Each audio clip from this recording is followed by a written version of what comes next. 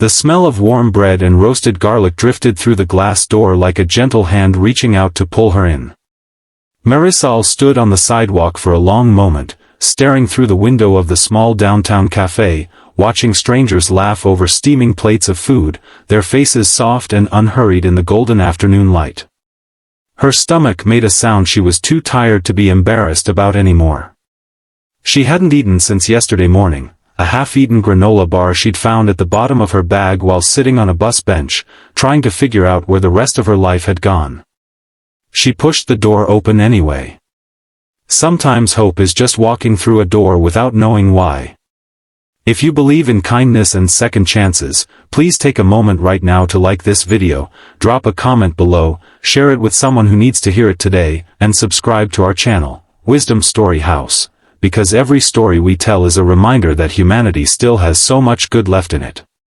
Marisol was 34 years old, though she looked both younger and older than that depending on the hour of the day. She had warm brown eyes that still held a certain brightness, the kind that survives things it probably shouldn't. 3 months ago, she had lost her job at the printing company where she'd worked for 6 years.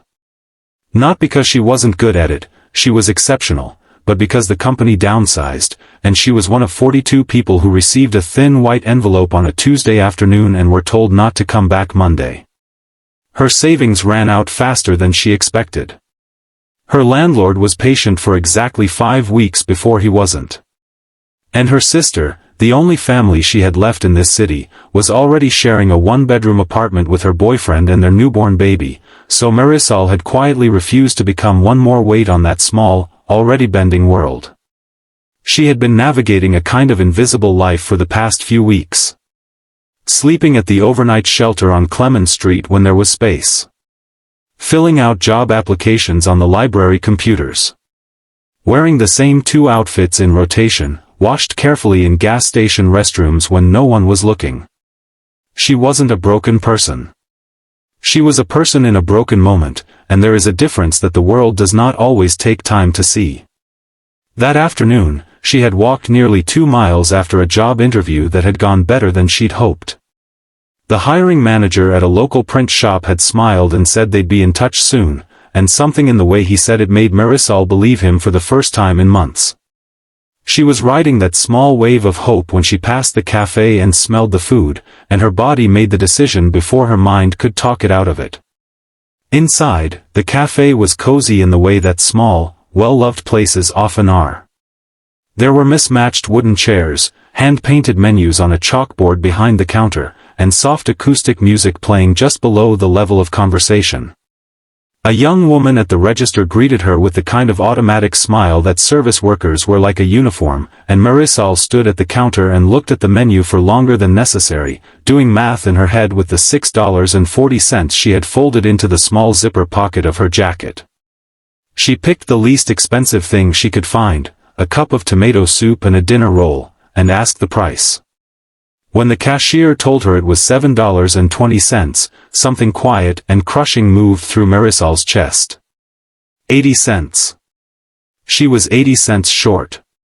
She stood there for a moment with her fingers pressed to the counter, and then she said the word softly, more to herself than to anyone else.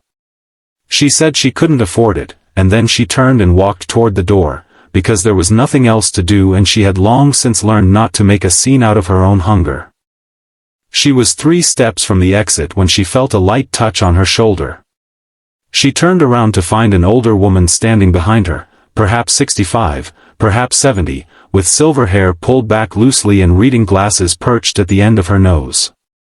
She was wearing a soft green cardigan and holding a cup of tea in one hand, and she had clearly just risen from a corner table where a paperback novel lay open and face down on the surface. The woman's name was Theodora. She had been sitting there for the better part of 2 hours, reading and resting, the way retired people sometimes do on weekday afternoons when the world moves around them and they have nowhere urgent to be. Theodora had heard. Not in a prying way, the cafe was small, and Marisol's voice had carried just enough. She had watched the whole small scene unfold with the particular attention that comes from a life well lived and full of paying attention to people. She reached out and touched Marisol's shoulder gently, and when Marisol turned around, Theodora didn't say anything dramatic or grand. She simply smiled and said that she'd been looking for someone to eat with, and that lunch always felt better as a shared thing, and she gestured back toward her corner table as if it were the most natural thing in the world. Marisol stood very still for a moment. She was not someone who accepted charity easily. Pride is one of the last things to go when everything else starts slipping, and she had held hers carefully. But there was something in Theodora's face, not pity, not performance, just a simple and steady warmth, the kind that doesn't ask for anything back. And Marisol, who had been strong for so many consecutive days in a row, felt something loosen in her chest that she hadn't known she was holding so tightly. She said yes. She walked back inside and sat down. Theodora ordered them both the soup and the bread, and then added 2 slices of quiche and a piece of lemon cake because, she said, a person deserved something sweet on a hard day. The food arrived in stages, and they ate slowly and talked the way people sometimes do when they've just met and somehow feel immediately safe. Marisol didn't tell Theodora everything, she wasn't ready for that, but she told her enough. About the job she'd lost. About the interview that morning and the cautious hope she was carrying. About the city she loved but that had felt lately like it was made of glass walls she couldn't find the door through. Theodora listened the way that people who have truly suffered and truly recovered know how to listen, without flinching, without offering easy comfort, just holding the weight of it alongside the other person. And when Marisol finished talking, Theodora was quiet for a moment, and then she told her own story. About losing her husband 11 years ago. About the 18 months she spent afterward unable to recognize herself in the mirror. About the afternoon a stranger on a park bench had shared half a sandwich with her and said nothing except that things have a way of turning, and how that small act had somehow been the hinge on which her whole recovery swung. She told Marisol that she came to this cafe every week now, specifically to sit and watch for people who looked like they needed a reason to stay in the room a little longer. By the time they finished eating, the afternoon light had shifted to the amber glow of early evening. Marisol felt something she hadn't felt in months, not fixed, not solved, but seen. There is a specific kind of hunger that food doesn't touch, and Theodora had fed that one too. Before they parted on the sidewalk outside the cafe, Theodora pressed a small folded piece of paper into Marisol's hand. On it was written the name and number of a woman who ran a community employment center 3 blocks away, someone who had helped Theodora's granddaughter find her footing after a long stretch of hard luck. She said to use the name Theodora when she called, and that doors had a way of opening when someone held them from the other side. Marisol walked back to the shelter that evening with the paper folded carefully against her heart. She called the number the next morning from the library. The woman on the other end was warm and immediate, and within the week, Marisol had a part-time administrative position that would become full-time by the following month. The print shop called too, just as she'd hoped. She had choices, which is a kind of wealth that cannot be measured in dollars but is felt in the bones. She never forgot the woman in the green cardigan. She went back to that cafe 3 weeks later to look for her, and though Theodora wasn't there that day, the cashier, the same young woman who had watched her walk away, smiled at her and said that the older woman had left something at the register just in case. It was a handwritten note that said simply, "You were never as alone as it felt. Keep going.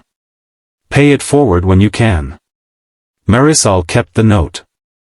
She still has it. Before we get to the end, drop a comment below and tell us, has a stranger ever shown you unexpected kindness? Your story might be exactly what someone else needs to read today. And she did pay it forward. Many times, in many small ways, in the years that followed. Because she understood now what Theodora had always known, that the world doesn't change in headlines or speeches. It changes in cafes, and park benches, and quiet moments when one person decides that a stranger's dignity is worth more than the cost of a bowl of soup. Kindness is never a small thing. It is, sometimes, the entire thing. If this story moved you, touched your heart, or reminded you of your own strength, please give this video a like, share it with someone who needs to hear it today, and subscribe to Wisdom Story House for more stories that remind us what it means to be human. We are grateful you were here with us today.